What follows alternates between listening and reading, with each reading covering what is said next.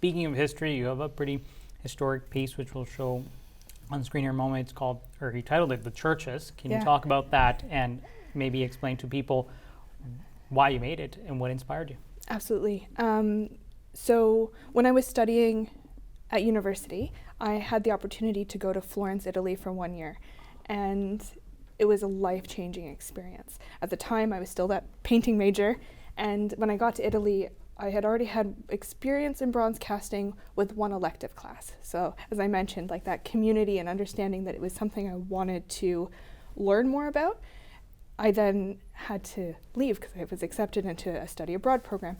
When I got to Italy, it was so devastatingly beautiful to be able to see the churches. It was like you'd walk down the streets and it felt like the poster was going to fall down. It felt unreal to see like architecture that was so thoughtful and also so old, and also to realize that it was like you're walking through a museum every single day. And that depth of history I hadn't experienced yet until I was there. And then behind us, we have a very interesting one. We'll show a close-up in a moment. It's basically, that is a 3D scan of your spine, right? Yes. Wow. Tell us about that one.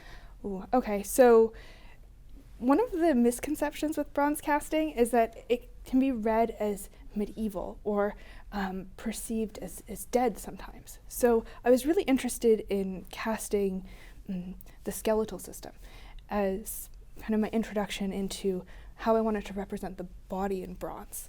And one of the perceptions early on was that people asked me why I was making work about death. And I felt misunderstood because I was making work about being alive.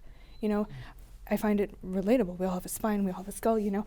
It's one of those like beautiful natural forms. So I wanted to find a creative way to represent the living while holding on to that fascination with like the skeletal system.